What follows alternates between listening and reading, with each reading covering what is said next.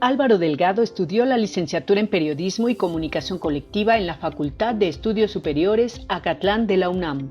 También cursó el programa en Prospectiva Política y Formulación de Escenarios en la Universidad Iberoamericana.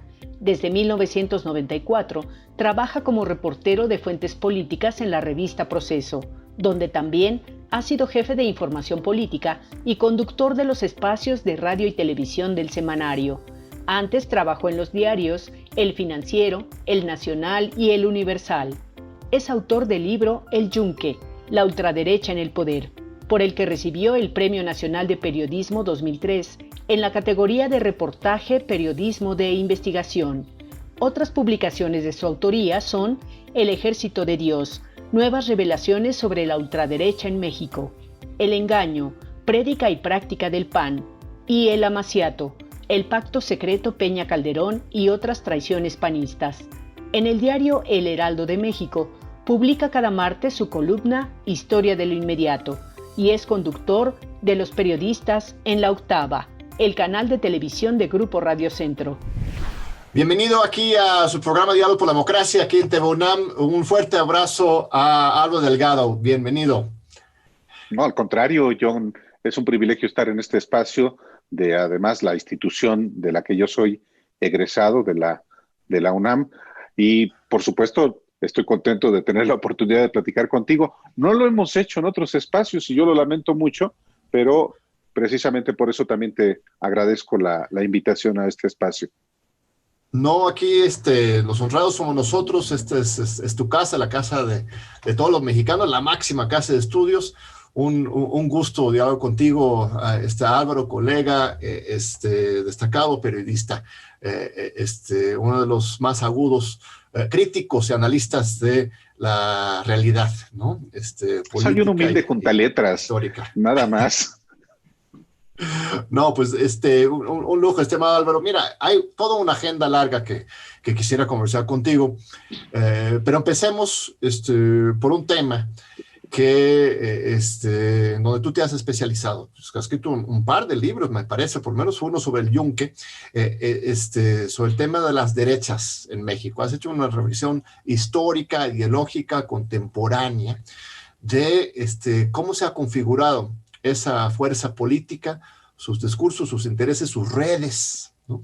En particular durante el Calderonato, durante la época de Fox. ¿Qué es lo que más distingue la derecha mexicana comparado con otras partes del mundo? ¿Qué es lo especial de esa fuerza política en México? Mira, yo no soy otra cosa más que periodista y alguien que se dedica a investigar y a difundir asuntos de interés público. La derecha, sobre todo la que hoy opera en México, es un asunto de interés público. No hay una sola derecha, también hay que decirlo, ni en México ni en el mundo, de la misma manera que no hay una sola izquierda. La derecha o las derechas, ultraderechas en México, tienen una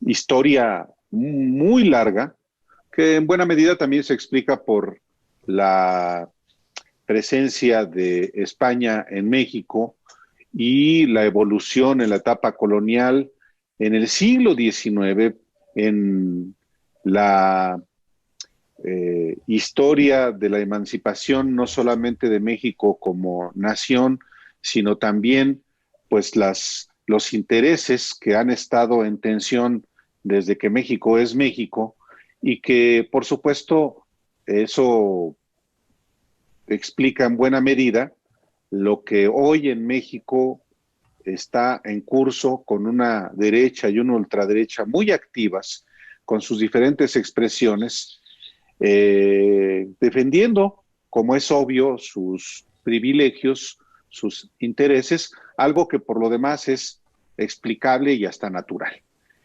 Sí, en efecto, yo me he especializado, a veces no necesariamente como alguna decisión deliberada, sino como parte de mi trabajo, a partir de mi propia formación personal y también a partir de mi desempeño profesional. Yo tengo una formación Como periodista, desde que era muy joven, desde que era prácticamente un adolescente, no tenía yo otro objetivo en la vida más que dedicarme a leer y a escribir, y de eso vivo, por fortuna. No cualquiera puede tener el privilegio de dedicarse, de vivir de lo que le gusta, y prácticamente ni los más recientes 30 años me he dedicado a darle una cobertura al partido de la derecha en México, que ya no solamente es uno. Desde hace mucho tiempo el PAN no tiene ya el monopolio de la representación del conservadurismo mexicano de la derecha. El PRI se derechizó, y ha habido y hay otras expresiones en las que políticamente participa la derecha de manera partidaria, pero tiene muchas vías de participación, incluyendo los medios de comunicación, donde el conservadurismo y la derecha mexicana y la extrema derecha han tenido y tienen espacios precisamente para defender una visión del mundo y un conjunto de intereses que hoy, quizá como nunca, están muy plásticamente expuestos a la sociedad mexicana, y eso creo que es positivo, que la derecha, la extrema derecha, en sus diferentes expresiones, se muestre, y eso creo que también es parte del proceso de cambio político en México, de la democracia, el que sin máscaras, pues defienda los intereses, por ejemplo, ante un gobierno que sí ha lesionado justamente esos intereses. ¿No ves entonces un aumento en la polarización hoy con este gobierno, sino más bien una cuestión de transparencia, ¿no? De algunos discursos que antes estaban no tan transparentes porque estaban más bien dentro del gobierno, no tenían que llevar el pleito público, o ¿cómo ves este aguerrido debate público hoy? No me gusta la palabra polarización, porque da la idea de que se trata solamente de dos polos, y creo que una sociedad como la mexicana tiene muchos matices, tiene muchas expresiones, aún en el caso del conservadurismo. La derecha y la extrema derecha tiene sus propios matices, como la izquierda y la extrema izquierda. Yo creo que lo que estamos hoy viviendo en México es mucha emotividad. Hay mucha pasión que siempre está asociada a la política o a la discusión de los asuntos públicos. La democracia no son los buenos modales. La democracia es ruidosa, estridente, conflictiva, rijosa, pero a nadie debe espantar eso. El combate de las ideas, el debate de las ideas, la confrontación de las ideas, a menudo nos conduce a que, pues, defendamos nuestras posiciones con mucha emotividad, y, sin embargo, cuando se contrastan estas posiciones, estas ideas, eventualmente sí puede generarse un cambio de percepciones en quienes están presenciando esta confrontación. Yo creo que eso es parte del debate público de la democracia. Sí hay mucha emotividad, que no es nueva tampoco, John. Desde hace mucho estamos en una deliberación pública intensa. Yo digo, no necesariamente desde el 2000 con la alternancia en la presidencia de la República. Yo identifico más el inicio de esta intensa deliberación pública en el 88, por ejemplo, con la elección de ese año fraudulenta, desde mi punto de vista como fraudulenta fue la del 2006, y luego una parte muy importante que fue el 94, no solamente por la elección presidencial, por el asesinato del candidato presidencial priista Luis Donaldo Colosio, sino por la irrupción también del Ejército Zapatista de Liberación Nacional y lo que implicó en términos de deliberación de los asuntos de México, particularmente de la pobreza y de los pueblos originarios. Y luego, una parte que a mí me parece todavía más relevante que el 2000, la elección de 1997, un año después de la gran reforma político-electoral que creó un órgano autónomo que después se fue pervirtiendo, pero que a partir de ahí se hace muy intensa de la deliberación pública sobre muchos asuntos que estaban soterrados, en buena medida también porque había un control muy férreo de los medios de comunicación y, por supuesto, esto impedía que el diálogo público sobre asuntos que nos competen a todos los mexicanos estuviera muy limitado. Pero el diálogo, el debate, que se ha intensificado también con la apertura o relativa apertura de medios de comunicación y con las redes sociales, pues yo creo que en vez de envilecer la deliberación pública, la ha motivado, a veces sí, con cosas que no nos gustan, pero que es siempre mucho mejor que haya excesos a que condiciones de ocultamiento y de censura. Claro. Hay una especie de efervescencia democrática, pues, del debate público, más allá de críticas a actitudes específicas del presidente o de algún medio, algún líder. En general, lo que estás dibujando es un escenario de mayor debate, mayor democracia, de más oxígeno en la discusión pública. Pero de repente, estos discursos de la ultraderecha, como tú dices, de algunas figuras públicas, de repente a mí me suenan a Trump, a Bolsonaro. Bueno, dicen algunos que el observador sería el Trump mexicano. Yo discrepo. Te escucharemos. Yo también.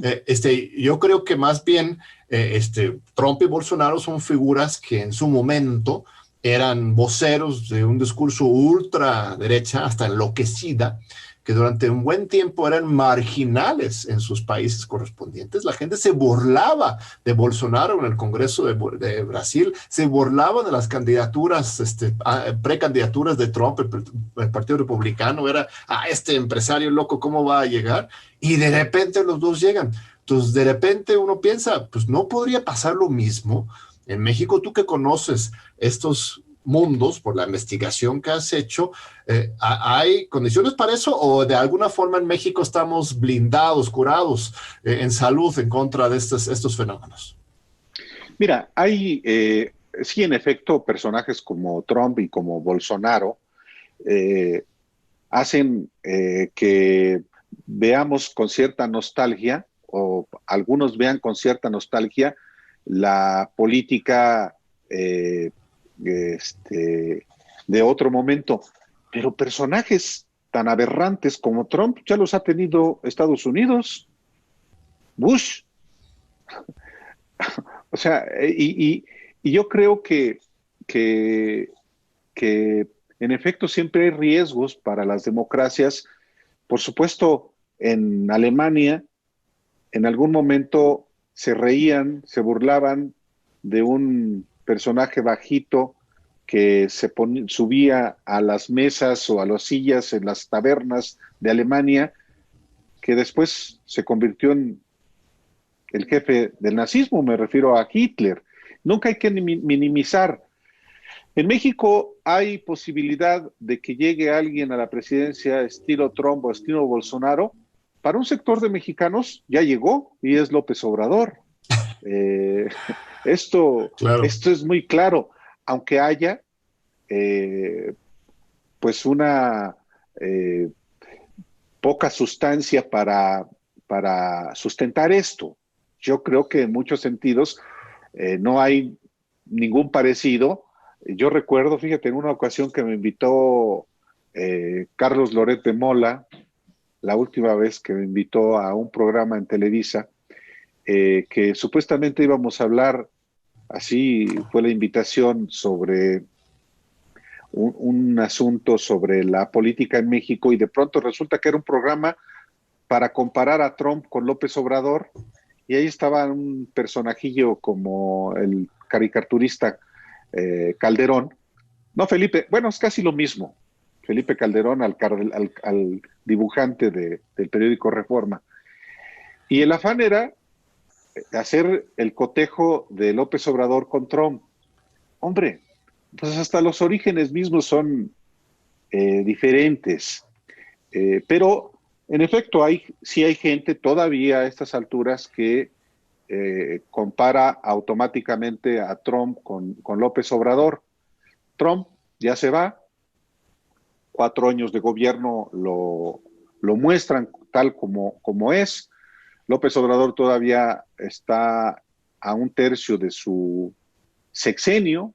Yo creo que todavía está en curso su proyecto, la consolidación de su propio proyecto, los resultados de su propio proyecto, y entonces quizá al final del sexenio podamos sacar conclusiones sobre él en términos de esa comparación.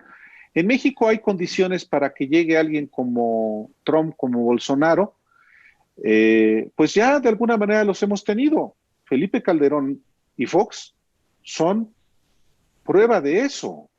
Fox es un personaje que tiene más similitudes con Donald Trump de las que López Obrador tiene con el presidente saliente de Estados Unidos.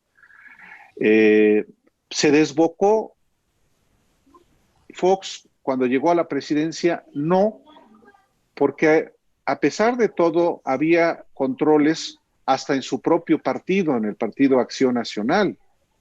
Y porque, por supuesto, lo que más importaba a la derecha y aún a la extrema derecha en México, no tanto era un liderazgo como el de Fox desbocado, sino preservar ciertos intereses, consolidar ciertos intereses, como perfectamente ocurrió. O sea, la alternancia en la presidencia de la República fue posible en buena medida porque el establishment dejó de respaldar al PRI y se fue por el Partido Acción Nacional, de manera particular a partir de 1998, cuando el PAN legaliza, convierte en deuda pública las deudas, los saqueos de banqueros, de empresarios, de partidos políticos, como fue el FOBAPROA. Con Calderón ocurre algo análogo.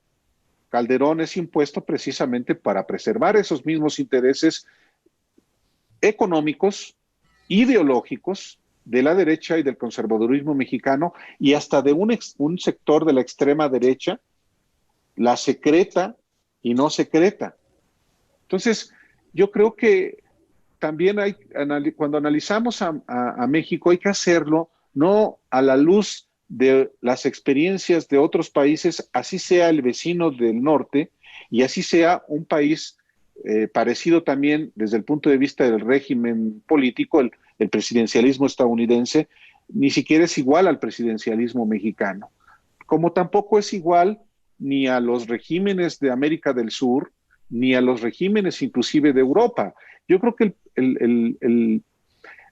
México es un país muy peculiar. El presidencialismo que hemos vivido es muy peculiar, hasta en términos de la militarización, que es otro tema que a menudo, desde mi punto de vista, es mal entendido, porque el hecho de que, por ejemplo, haya una participación creciente de las Fuerzas Armadas en tareas de carácter civil, creo que es hasta un recurso que cualquier persona, que cualquier gobernante debería usar con propósitos justamente de transformación social y que no implica necesariamente un militarismo que amenace inclusive a la democracia mexicana. Yo no lo veo. Muy interesante, sentido. Álvaro. Vamos a ir a un breve corte y regresamos con varios temas muy profundos que estás poniendo en la mesa. No se vayan, regresamos ahora con el periodista Álvaro Delgado. Aquí seguimos con Álvaro Delgado. Es muy fascinante los temas que estás abordando, estimado Álvaro. Bueno, vamos por partes. Estamos hablando sobre esta continuidad que ocurrió después de Fox y con Calderón. Tienes un libro muy importante que se llama El Amaciato, ¿no? Que precisamente habla de ese pacto entre el PRI y el PAN. Es para mí quizás el libro que mejor documenta la existencia fáctica de eso que algunos llaman el PRIAN, ¿no? Que podría sonar como un discurso político, pero en ese libro lo documentas directamente, ¿no? Hasta intercambio de favores muy explícitos con respecto a la elección de 2006 y la elección de 2012, ¿no? Intercambio de distritos y de votos, casi, ¿no? Cuéntame más a detalle sobre eso para los jóvenes que igual no se acuerdan de esas fechas. ¿Por qué es una realidad o por qué fue una realidad el PRIAN? Sí, qué bueno que haces alusión al que es mi más reciente libro, El Amaciato, el Pacto Secreto Peña Calderón y otras tradiciones panistas. Fíjate, salió en 2016. Yo había concebido un libro después de la campaña política, la campaña electoral del 2012, cuando gana Enrique Peña Nieto, cuando termina el sexenio de Felipe Calderón, y mi trabajo cotidiano para la revista Proceso, como lo hago desde hace ya 26 años que tengo trabajando en esa publicación, pues es darle cobertura al PAN, y claro, como es natural, para cualquier periodista, pues establece unas relaciones con las fuentes de información. Yo tengo una relación de mucho respeto con muchísimos panistas desde hace años, desde que comencé a darle cobertura, desde que trabajaba, fíjate, en el Universal, al que yo renuncié en el 1994. Muchos de los jóvenes que nos están viendo, por supuesto, van a decir que estoy ya ruquito y tienen razón, pero en efecto, en esos años, yo cubrí la campaña presidencial, por ejemplo, de Cuauhtémoc Cárdenas en el 94, íntegra, 93, 94, fui el único reportero, además de los compañeros de La Jornada, Alejandro Caballero y Rosa Isela Rodríguez, la actual secretaria de Seguridad y Protección Ciudadana Federal. Cubrimos la campaña de Cuauhtémoc Cárdenas en el 94 y cubría yo asuntos de la derecha, del PAN, del Partido Demócrata Mexicano, un partido que ya desapareció, y también a mí siempre me ha interesado el conservadurismo mexicano, la derecha. Quizá por ahí se pueda explicar mi primer libro que se llama El Yunque, la ultraderecha en el poder, que es una investigación sobre una organización secreta que hasta la fecha sigue funcionando. Eso lo publiqué en 2003, luego publiqué en el 2004 El Ejército de Dios, nuevas revelaciones sobre la extrema derecha, y publiqué en 2007, que quizá sea un libro menos conocido, que se llama El Engaño, Prédica y Práctica del PAN, 2007, que es, digamos, hay una parte que tiene que ver también con la organización secreta del Yunque y cómo participó en la elección fraudulenta del 2006. Hago este recorrido, John, porque de esa manera yo confecciono el libro que yo tenía previsto hacer en 2012 y que en realidad sale hasta el 2016 por una razón. Porque yo en la campaña de 2012 observé conductas muy parecidas a las que observé en la campaña de 2006 cuando cubrí la de Felipe Calderón, pero que no pude amarrar sino hasta años después. Datos que pude acreditar con el paso del tiempo y con base en las relaciones periodísticas, profesionales que yo establecí con panistas, y parte de las cuales tenían que ver con con un contubernio, con una connivencia, con una complicidad entre personajes muy identificados y que yo había observado, pero que no había logrado acreditar sino hasta años después, y que dio origen efectivamente al libro al que tú aludes, que es El Amaciato. Como, por ejemplo, Enrique Peña Nieto, siendo gobernador del Estado de México en el 2006, pactó con Felipe Calderón transferirle votos priistas, es decir, operar electoralmente a favor de Felipe Calderón para esa elección cuya diferencia fue mínima. Pero no solamente 0.53%, así es. Así es, en efecto. 300,000 votos aproximadamente. Pues prácticamente esa misma cantidad que Peña Nieto le dio a Calderón. Pero no solamente en el Estado de México. Peña para entonces ya tenía diseñado su proyecto presidencial para el 2012 y ya estaba financiando campañas priistas en otros estados de la República, como lo profundizó después. Y entonces, eso yo lo logré acreditar con participantes directísimos de esos arreglijos, como pude acreditar después, con fuentes del más alto nivel, la correspondencia de Felipe Calderón a Enrique Peña Nieto en 2012.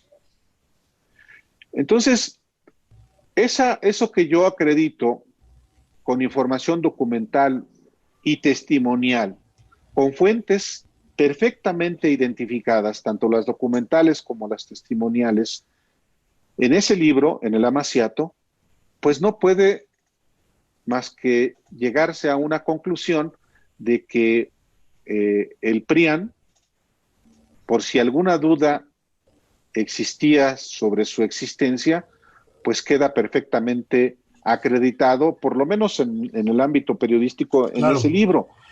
Y resulta que al paso del tiempo, sobre todo en lo que está en curso hoy en México hacia la elección, hacia la jornada electoral del junio del 2021, pues es precisamente la formalización, la legalización de un entramado de intereses, de un cogobierno que en los hechos inició en 1988 con Carlos Salinas y con la cúpula del PAN que convalidó el fraude del 88, y se generó ahí un cogobierno con alternancias entre el PRI y el PAN, con una misma política económica, pero no solamente política económica, con la misma política que solapó asesinatos inclusive de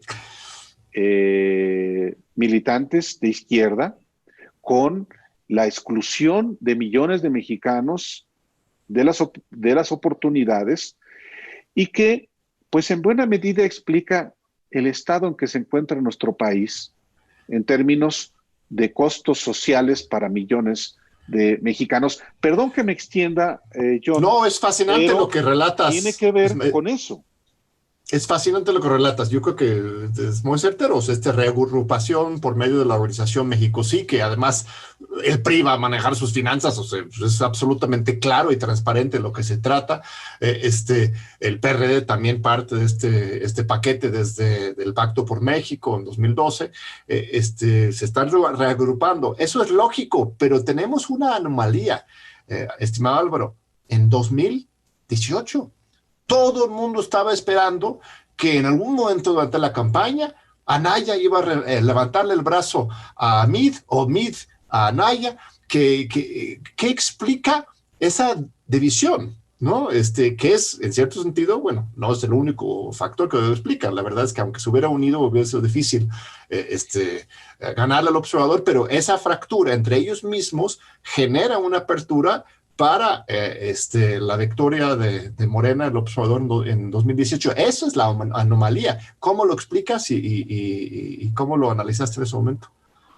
Yo me lo explico de dos maneras. Una, naturalmente, un cambio en la dinámica social, un agotamiento de un modelo, del modelo de cogobierno del PRIAN, que después de 30 años, por supuesto que ya no tiene credibilidad para un amplio sector de los mexicanos. Y ese sector que ya no quiere, que solía avalar al PRIAN en su expresión priista, con Peña Nieto en 2012, como antes con Felipe Calderón y con el propio Vicente Fox. En el caso del 2018, pues no logra darle credibilidad ni la candidatura de Mid ni la candidatura de Ricardo Anaya. Y creo que otro elemento importante para esa falta de cohesión en un solo polo tiene que ver también con una conducta del propio Andrés Manuel López Obrador, que a diferencia de sus campañas de 2012 y 2006, es más pragmática y permite, por supuesto, que haya una incorporación de cuadros provenientes del PRI y del propio PAN para poder justamente potenciar sus posibilidades a la presidencia de la República. Claro, tienes ahí por un lado a Germán Martínez, a Manuel Espino, a Lili Telles, a Esteban Moctezuma. Entonces es un ajedrecista al quitarle algunos líderes ahí, y eso los divide a ellos entonces también. Por una parte, pero eso sería verlo solamente muy popular. Claro. Es muy popular.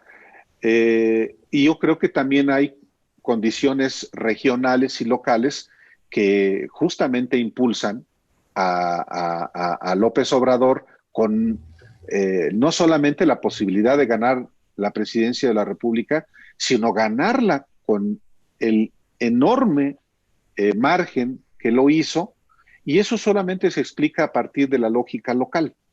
Es decir, no los grandes figurones, estilo, bueno, figurones es un decir, me refiero a Germán Martínez, a Manuel Espino, a Lili Telles, pero sí a liderazgos locales y también a los resultados que en términos de gobierno y de representación popular entregaron tanto priistas como panistas, sobre todo en los estados del norte de la República. Yo creo que eso sí hace una diferencia enorme, que en estados donde la izquierda y no solamente López Obrador, sino desde Cuauhtémoc Cárdenas y antes no penetraba, ahora hubo una avalancha que permitió justamente este apoyo inusitado para un candidato como Andrés Manuel López Obrador, porque él tuvo voluntad no solamente para abrirse, sino también porque había condiciones de repudio a quienes ya habían gobernado, por ejemplo, un estado como Nuevo León, o como Sonora, o la propia Baja California, y entonces ese agotamiento sí posibilitó darle una oportunidad a un candidato que además había acreditado una consistencia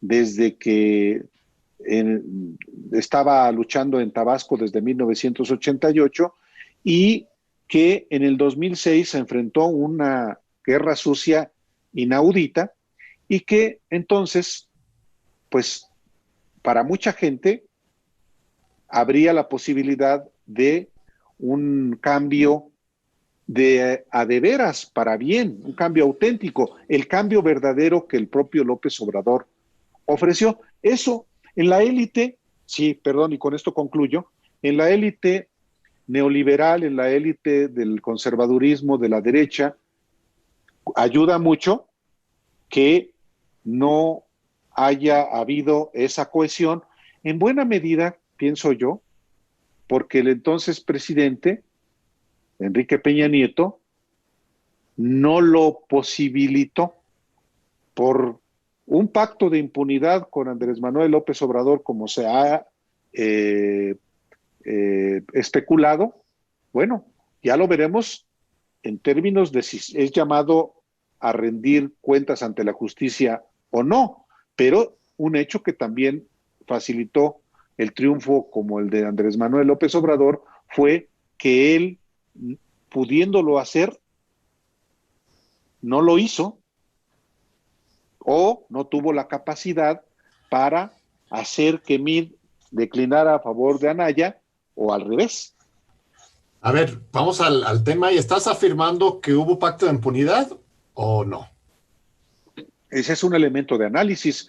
Yo no veo que existe ese pacto de impunidad, porque quiero ver si efectivamente todos los hechos de corrupción al más alto nivel, que naturalmente fueron avalados por Enrique Peña Nieto, tienen consecuencias de carácter jurídico. O sea, está en curso en la Fiscalía General de la República las investigaciones que tienen que ver con el financiamiento de la campaña de 2012 de Enrique Peña Nieto, de negocios al más alto nivel como agronitrogenados, que tiene que ver también con la estafa maestra así denominada, que es el saqueo a través de estos contratos por la vía de la Sedesol y de la Sedatu para financiar campañas priistas, y que eso no pudo haberse hecho sin el aval de no solo Luis Videgaray, sino de Enrique Peña Nieto. Si Enrique Peña Nieto queda absolutamente absuelto de estos asuntos que lo involucran en corrupción, entonces sí va a dar lugar a que tenga credibilidad la hipótesis de que hubo un pacto de impunidad en 2012. El caso de Salvador Cienfuegos te indica que quizás vayamos en ese camino, ¿o cuál es tu lectura de ese caso? ¿O es más bien nada más una cuestión de nacionalismo, defender a México frente a los Estados Unidos, no dejar que ellos sean los que controlan este tema, o es un signo de alarma para ti? Yo creo que sería un caso aparte, el caso del general Cienfuegos, que no es un caso cerrado en Estados Unidos, por ejemplo. El hecho de que la Fiscalía General de la República haya concluido, con base en las pruebas que le envió el Departamento de Justicia, y que fue avalado por el presidente López Obrador, no significa en automático que tenga que ver también con el caso de Enrique Peña Nieto, ni significa tampoco que tenga que ver con un caso concluido. Si efectivamente en Estados Unidos, como puede advertirse, hay elementos, entonces van a seguir en ese mismo caso, en una etapa diferente a la que hubo con la devolución del general por haber sido detenido sin haber compartido información con el gobierno de México. Pero yo lo separaría del caso de la impunidad con López Obrador, porque ni siquiera el caso del general Cienfuegos está exonerado para el caso, perdón, la errata, de Ayotzinapa. En este caso sigue, y en caso de que hubiera responsabilidad de mandos militares y que pudieran llegar hasta el general Cienfuegos, no lo exonera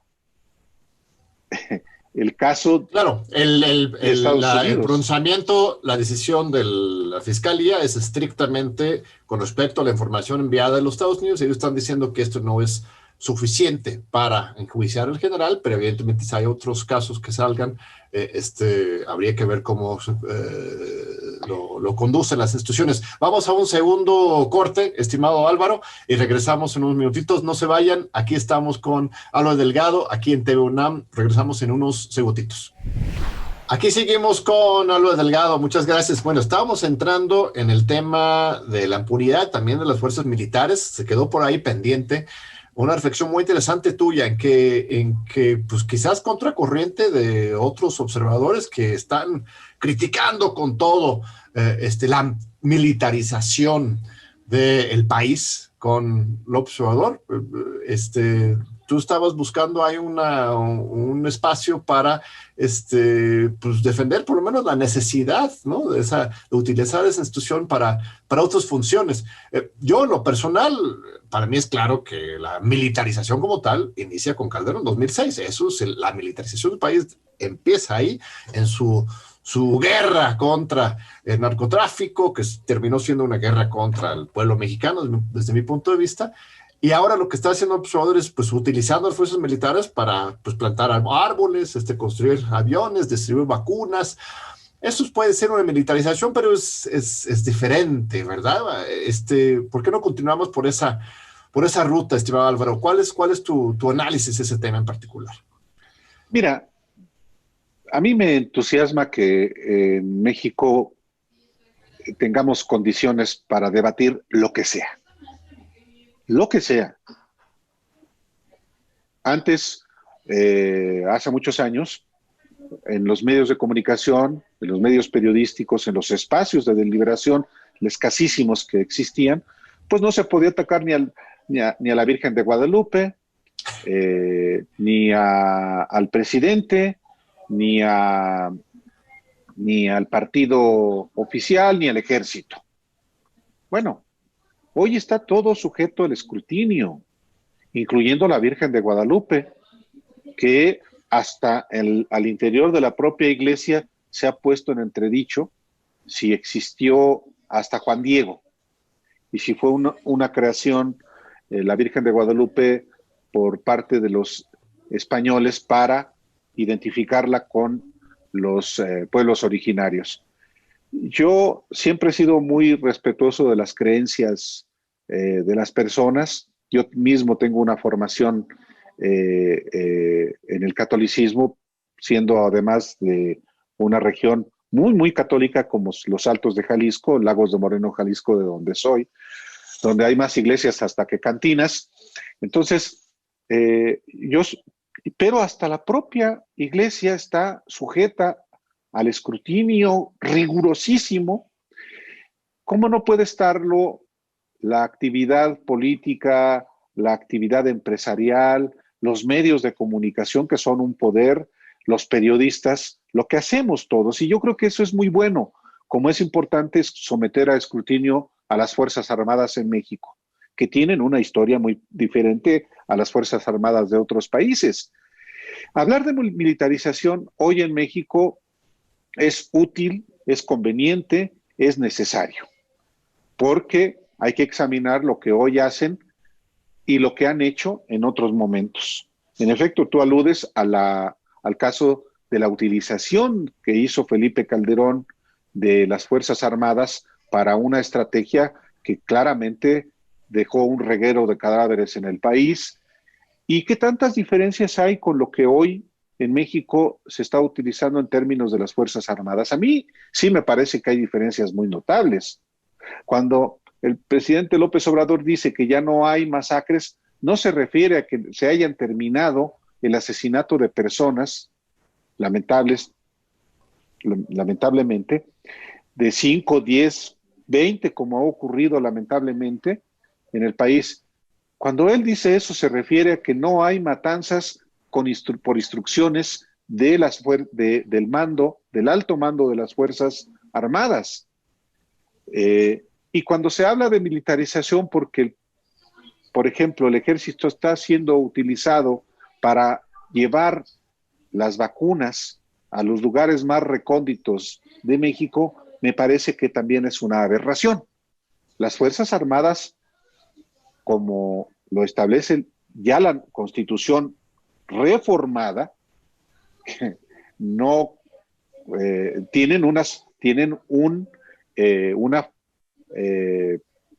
responsabilidad de apoyar al mando civil y sobre todo al comandante supremo, que es el presidente de la República. ¿Para qué queremos soldados que estén en los cuarteles de ociosos en vez de poderlos hacer lo que hacen en muchos países, incluyendo Estados Unidos? Construir obra pública, obras de infraestructura. Eso no solamente es utilizar los recursos humanos calificados, porque el ejército tiene justamente constructores, y sino también aprovechar en un contexto de austeridad a esa mano de obra calificada en beneficio del país. O, insisto, el caso de transportar las vacunas es un asunto de seguridad nacional, como es un asunto de seguridad nacional construir un aeropuerto o construir un tren como el que se está construyendo en el sureste de la República. Se le está dando al ejército más presupuesto. ¿Significa automáticamente más poder? Yo no necesariamente coincido. Advierto, sí, que tiene sus riesgos, efectivamente, pero también están haciendo cosas que prevé la Constitución, como no preveía con Calderón, porque ahí sí estaba contraviniendo claramente la Constitución del país, y además porque había una disposición al más alto nivel, nada menos que de quien se ostentó como presidente de la República, Felipe Calderón, de actuar con el uso de la fuerza por parte de las Fuerzas Armadas. No hasta se ufanaban de asesinar, así fuera a criminales o presuntos criminales, y no se ufanaban inclusive de asesinar hasta civiles. Yo creo que sí hay diferencias muy notables en eso, aunque también advierto que puede haber efectivamente riesgos en la utilización excesiva de las fuerzas castrenses. Pues fascinante tu análisis, Álvaro. Yo creo que es muy necesario esta mirada externa, muy pormenorizada y detallada de las diferencias entre la militarización de Calderón y el uso de las fuerzas militares ahora con López Obrador. Regresemos a un tema que dejamos por ahí sobre la derecha. Tú mencionaste Sí. el Yunque, ¿no? Un par de veces la has mencionado, como una organización secreta Sí. de la ultraderecha mexicana. Escribiste un libro sobre este tema. Yo creo que justamente por su secrecía la gente no lo conoce bien. Nos queda poco tiempo en la entrevista, sí, pero ¿por qué no nos platiques en un par de minutos qué es esa organización, cómo se empoderó durante el sexenio de Calderón en particular, y dónde está ahora? ¿Todavía sigue vigente y trabajando? Sí, el Yunque es una organización que nació en México en la década de los 50 a partir de una sucursal que los tecos de la Universidad Autónoma de Guadalajara, que también era una organización secreta, sembraron en Puebla. Pero el Yunque tiene mayor capacidad de crecimiento porque se propuso desde sus orígenes ir hacia la participación en la actividad política, primero en los ámbitos estudiantiles y después en los ámbitos de la política local, y con el paso de los años en la alta política. El Yunque nunca se propuso ser una organización de masas, sino más bien ser células integradas por pocos elementos, y su agenda en la década de los 50, en los 60, era fundamentalmente advertir sobre las amenazas del comunismo en México, que junto con los masones implicaban un riesgo para la civilización cristiana, particularmente en México. Pero fue evolucionando hasta buscar la participación política, y a partir de los 60 y sobre todo de los 70, esos dirigentes que seguían manejándose en el secreto, que por ejemplo participaban en la UNAM a través de un organismo fachada que se llamó Muro, y que fundamentalmente asumían posiciones claramente contra la izquierda y a favor de la derecha, tanto que aplaudieron la matanza de Tlatelolco, bueno, migraron hacia una participación política primero en el PRI y luego en el Partido Acción Nacional, particularmente a través del movimiento de movimientos cívicos como Desarrollo Humano Integral y Acción Ciudadana, DIAC, o la Asociación Cívica Femenina ANSIFEM, y entre otros muchos membretes. Y toman por asalto al PAN, lo comienzan a infiltrar hasta tomarlo por asalto, a tal punto de que en gobiernos estatales, que son los primeros que conquista el PAN, toman posiciones de enorme relevancia, por ejemplo en Jalisco, en Guanajuato, en Baja California, y luego en la alternancia con Vicente Fox toman muchísimas posiciones. Una muy relevante, el jefe de la oficina de la presidencia, Ramón Muñoz Gutiérrez, como el jefe para sembrar de militantes secreteros, ya militantes del PAN, en todo el gobierno.